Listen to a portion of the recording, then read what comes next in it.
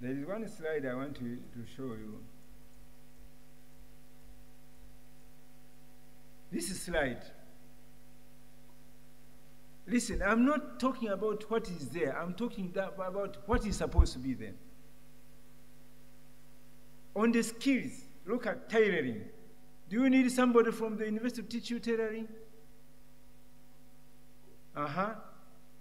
About painting? What about sanitation, weaving, pottery, fine art, pots? My grandfather used to make pots, and I learned how to make clay pots and fire them in fire and make pots. I know I can make a pot. We have a lot of clay around here, but do we know how to use it and make things? What about dairy farming? Do you need somebody to teach you how to milk a cow? And yet we have kids, and we are keeping cows, and our kids don't know how to milk. We have to hire someone to milk the cow. You understand now what I'm talking about? It's life skills that make you make a living. I know someone who is a graduate at Tumaini University in Iringa, computer science graduate.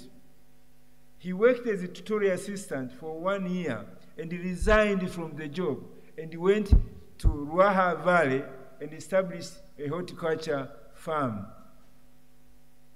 Now, he knows more about fertilizers, about the season to plant, about the insecticides than graduates from Sokoine University.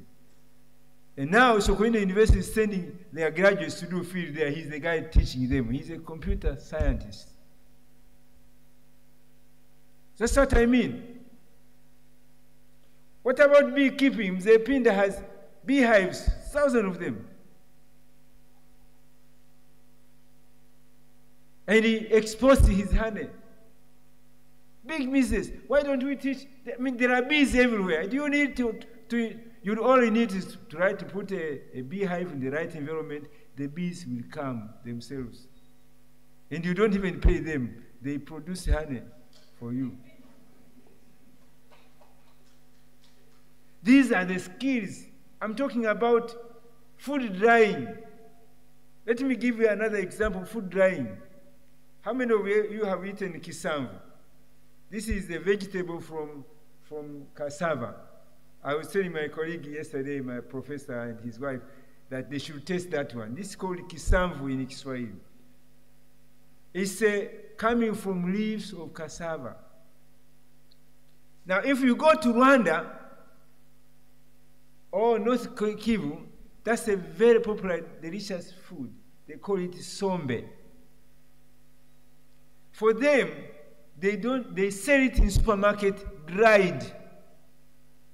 They get cassava leaves, they dry them, they smash them into very fine powder, they put it in packets and sell in the supermarket. Has you ever seen that thing here? Has anyone bought sombe or cassava leaves or kisamvu which is dried in our supermarkets? Is that not a business? Low-hanging fruit business. I'm just giving examples from my own experience. Brick making. Do you need somebody how to make matofali, bricks? Do you need a school? No. Go and practice. Make one wrong, the next one will be right. And you are in business. These are the skills I want to have in the schools. I move away from that. The third one, I think I was answering the third question. About HEAT project. He complained about the HEAT project. It's not true that the HEAT project had been rolling for 3 years. As far as I'm concerned, we are just finishing the first year. Well, maybe the money came, but it was never released until somewhere this year. It's only now that we are starting to have activities. And most of the construction activities for some universities which had money, they already started with their own money. Those who don't have money, we waited for the money from the World Bank. And the project is for 5 years, so why are you complaining? It's not yet 5 years. Eh? We are only in the second year. It's not even halfway. Eh? So I don't think we need to complain about the project. We see actually a big opportunity to increase the capacity of our universities and their role in bringing about change to focus on our educational strategies. Thank you very much. Thank you very much. Thank you very much, Professor Bisanda. And now I think I'll take back the mic to the floor manager to give us some directions on how are we going to move ahead.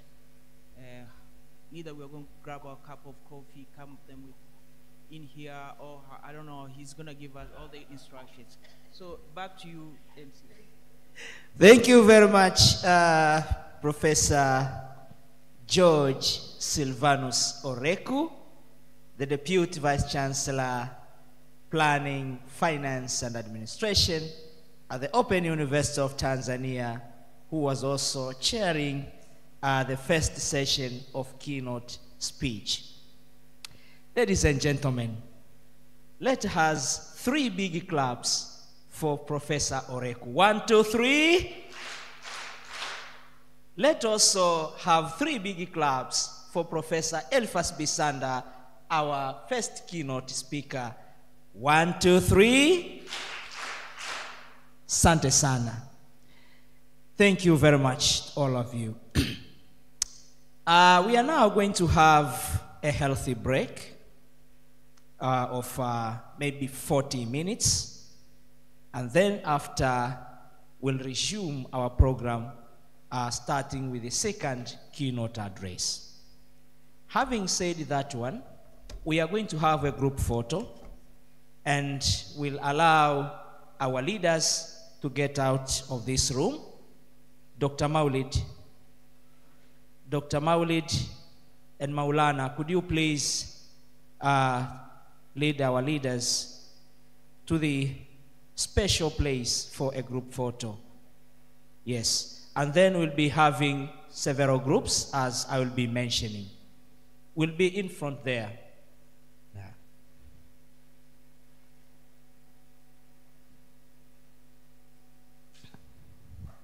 Thank you very much. Yeah. So group number 1 will be presenters from different countries. Our friends from Nigeria, from Ethiopia, from Zimbabwe, from Zambia, and all other countries who are here. Could you please get out of this room so that you can have a group photo with the guests of honor? The second group will be participants from within Tanzania. So we'll join those from different countries. And the last group will be the Secretariat. That will be the last group. And then we are seeing the possibility of having a group picture, a group photo of all the participants. We'll try to see if we can manage to have that one. It will be so nice. Sawa. So nitakuwa naita mnakuja. Let me get out here so that I'll be arranging it well.